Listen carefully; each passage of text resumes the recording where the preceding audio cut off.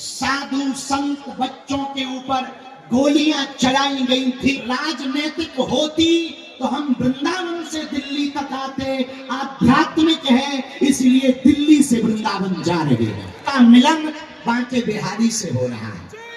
गजवाई हिंद कहेंगे तो हम भगवाई हिंद बनाते रहेंगे। यदि वो सरतन से जुदा करने की बात करेंगे तो जो अभी पाकिस्तान में 9 जगह फटाके फूटे वो उनके, हमारे पास फटाके तो है नहीं है पर देश की सेना तो फोड़ ही सकती है। बाबरी मस्जिद का ढांचा ढहा था और राम मंदिर बना था तो उसमें दीदी माँ की चर्चा, पूज्य हमारी बुआ जी की चर्चा आज तक होती। बोले कौन आया? बोले शेरनी आई है। कौन? बोले पूज्या दीदी माँ, जिन्होंने ललकार कर ढांचा को गिरा दिया, बाबर की जगह अकबर का नाम छपा दिया। तो महापुरुषों के दर्शन कर रहे पूज्य बद्रीनाथ वाले महाराज जी, हनुमानगढ़ी वाले महंत पूज्य श्री राजूदास जी महाराज जी, गंगा सभा वाले पूज्य महाराज जी, गुजरात वाले पूज्य महाराज जी, क्या दीदी माँ हमारी बुआ जी, और पूरे के पूरे बागेश्वर धाम के पागल।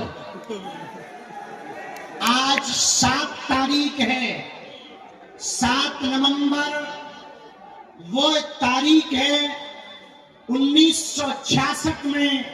इसी 7 नवंबर को इसी दिल्ली में साधु संत बच्चों के ऊपर गोलियां चलाई गई थी और आज पूरा साधु समाज धर्म सम्राट स्वामी कर्पात्री जी महाराज के उस महान गौ आंदोलन को स्मरण करके एक साथ सनातन का 7 नवंबर 7 को यहां पर बैठा है।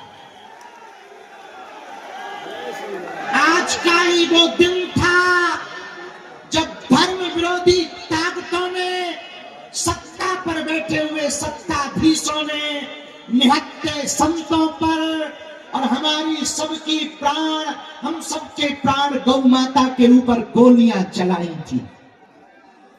हम बदला तो नहीं ले सकते लेकिन संत समाज आज 7 नवंबर को एक साथ बैठकर धर्म सम्राट स्वामी कर्पात्री जी के उस अभियान को स्मरण करके आज इसी दिल्ली में ये कह रहा है कि तुम कितना भी हमें मिटाओ, हम मिटेंगे नहीं, हम झुकेंगे नहीं, हम रुकेंगे नहीं। इसीलिए 7 नवंबर से ही सनातन हिंदू एकता पदयात्रा का दृढ़ संकल्प लिया। जितने भी बागेश्वर धाम के पागल पूरे मैदान में खड़े हैं, एक बात गांठ बांध लें, अपनी ये पदयात्रा राजनीतिक पदयात्रा नहीं, आध्यात्मिक पदयात्रा है। राजनीतिक होती तो हम वृंदावन से दिल्ली तक आते। आध्यात्मिक है इसलिए दिल्ली से वृंदावन जा रहे हैं। ये पूरी पदयात्रा कास्टवाद जो भारत में है, हम चाहते हैं जातियां तो रहें पर जातियों का अहंकार न रहे। और अब प्रण ठान लिया, सबने मन में मान लिया, साधु संतों का कमंडल और बागेश्वर धाम का मंडल 16 तारीख तक चलेगा। गांव गांव गली गली में शोर होगा, सनातन का जोर होगा, हिंदुओं की एकता होगी, धर्म विरोधी और देश को बिगाड़ने वालों की ठटनी बजेगी। 2-3 बातें हम बहुत विनम्रता पूर्वक आज कहना चाह रहे। ये पदयात्रा 80 करोड़ हिंदुओं की है।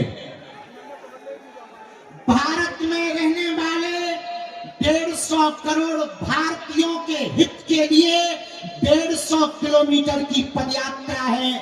इस देश में रहने वाला प्रत्येक व्यक्ति सनातनी है, जो सनातनी नहीं है वो तनातनी है। इस भारत में जन्म लेने वाला व्यक्ति सनातनी है, और पूरे बागेश्वर के पागलों से प्रार्थना है, इस दिनों में तुम व्यवस्था देखने मत चलना, सनातन का धर्म जो ध्वज देख करके चलना। धक्का लगेगा, थोड़ी दिक्कतें आएंगी, कई बार तुम्हें कंबल ना मिलेंगे, पर तुम डटना नहीं, तुम हटना नहीं, डटना, तुम उलझना नहीं, सुलझना, तुम चलते रहना, क्योंकि चलोगे नहीं तो हिंदू एक नहीं होगा, और हिंदू एक नहीं होगा तो भारत हिंदू राष्ट्र नहीं होगा। कौन कौन भारत को हिंदू राष्ट्र होते देखना चाहते हैं? कौन कौन हिंदू एकता चाहते हैं? तो कोई रोकेगा तो तुम रुक जाओगे, कोई विरोध करेगा तो क्या तुम डर जाओगे? व्यवस्था नहीं मिलेगी तो क्या तुम भग जाओगे? कौन कौन वृंदावन तक, बांके बिहारी तक चलना चाहता है? पक्का पक्का पक्का हम भी वचन दे रहे, आप कदम से कदम मिलाकर चलो। हमारी तो बहुत छोटी सामर्थ्यता है, इन संतों की कृपा है, इन संतों का साथ और सनातनियों का हाथ। और नवंबर 7 एक ऐसा दिन आज का होगा जब भारत में एक विचारक क्रांति की यात्रा प्रारंभ हो रही है। यह यात्रा विचारक क्रांति की यात्रा है। यह यात्रा कास्टवाद को शून्य करके राष्ट्रवाद को बढ़ावा देने की है। इस यात्रा में हम लोग 10 दिनों तक रोज सुबह राष्ट्रगान, हनुमान चालीसा के साथ अपनी पदयात्रा 7 संकल्प लेकर प्रारंभ करेंगे, और नाम जप करते हुए धर्म ध्वज आगे चलेगा, उसके पीछे हम सब चलेंगे। धर्म ध्वज के साथ साथ चलेंगे, धर्म ध्वज से आगे नहीं चलेंगे। तो एक बात याद रखना है, बालाजी का मिलन बांके बिहारी से हो रहा है, यमुना मैया का मिलन वृंदावन वाली यमुना जी से हो रहा। माया और शक्ति की नगरी से यह यात्रा माधव और भक्ति की नगरी वृंदावन तक जाएगी। बोलो जय सिया राम, जय सिया राम, हरे हरे,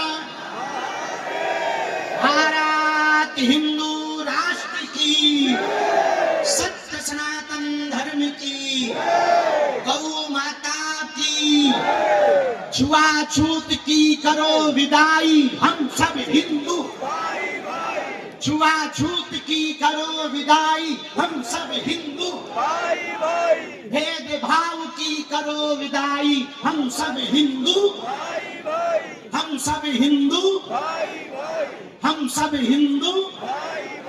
अपनी सड़कों पर उतरकर फ्रांस को बचाने के लिए सड़कों पर उतर सकते, इंग्लैंड के लोग अपने देश को बचाने के लिए सड़कों पर उतर सकते, तो हम भारतीय क्यों नहीं अपने भारत को, सनातन को बचाने के लिए सड़कों पर उतर सकते?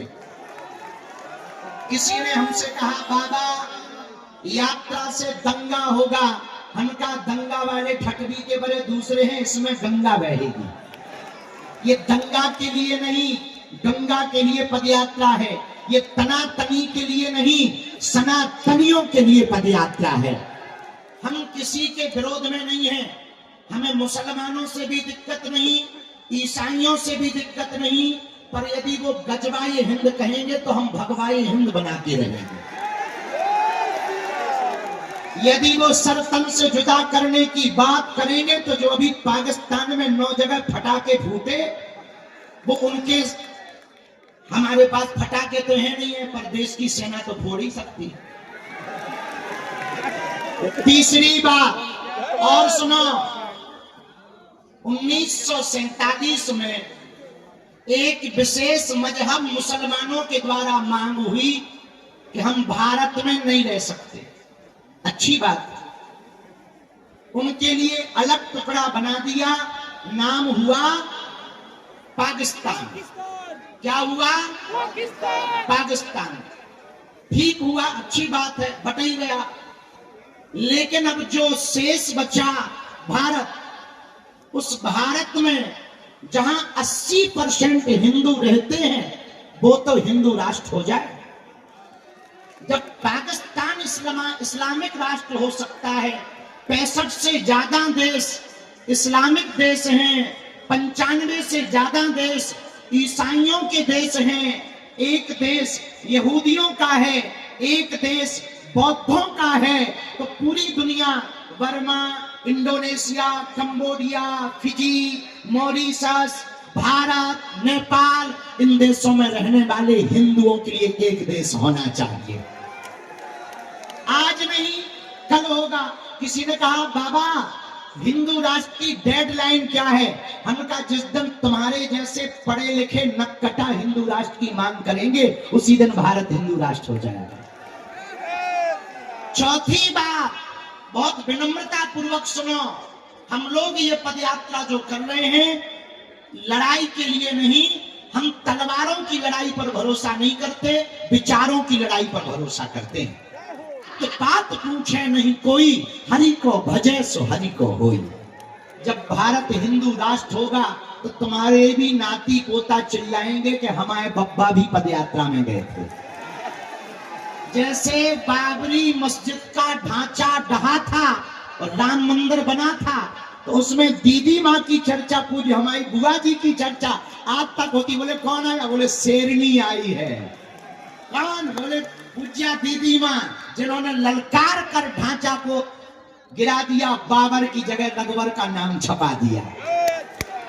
तो कालांतर में जब हिंदू राष्ट्र बनेगा तो आपके नाती पोता पनिया पप्पू, छोटे छोटे छोटे छोटे और छोटे छोटे पीढ़ी दर पीढ़ी होगी, तब वो कहेंगे कि जब हिंदू राष्ट्र का बिगुल बजा था तो हमारी बहू भी गई थी, हमारे पप्पा भी गए थे।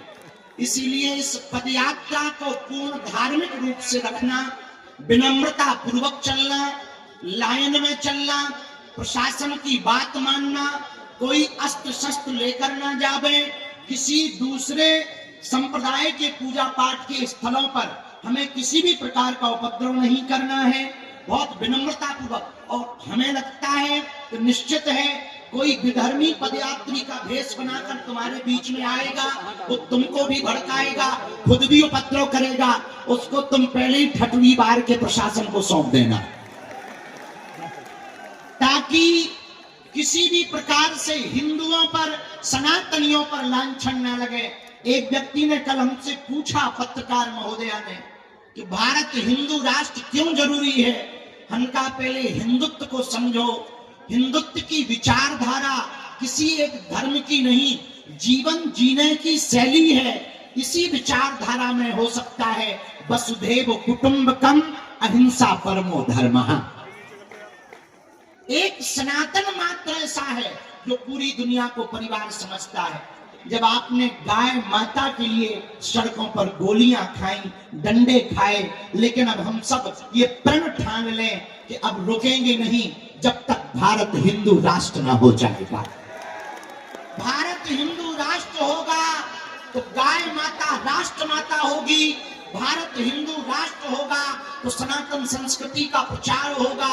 और जब हम आ रहे थे तब हमको नेपाल वाले कुछ लोग मिले, बोले गुरुजी नेपाल से हमका टेंशन ना लो, तुम चलो हम तुम्हारे इधर चलेंगे। तो बोले मतलब? हमके मतलब सीधा है, तुम हमारा देश हिंदू राष्ट्र बनाओ, हम तुम्हारा बनवा देंगे। बड़े खुश हो गए, बोले गुरुजी बस इसीलिए आए। हम कहने चले चलो 16 तारीख को मिलेंगे। तो 16 तारीख तक के लिए कौन कौन तैयार है? पक्का? पक्का। सावधानी पूर्वक चलोगे, भक्तों में जाओगे बीच में छोड़ के। और भारत में ऐसे हैं उन्हें वंदे मातरम बोलने से दिक्कत है, तुम्हें है क्या? और जिन्हें है उन्हें भारत में रहना चाहिए क्या? जिन्हें वंदे मातरम से दिक्कत हो, लाहौर नजदीक है, खिसक लो। आओ आओ। अरे भाई तुम खाते भारत का हो, गाते पाकिस्तान का हो, ठटरी के बने। तो वंदे मातरम बोलने से जिनको दिक्कत हो वो ज्यादा हो, टिकट हमसे ले लो लाहौर।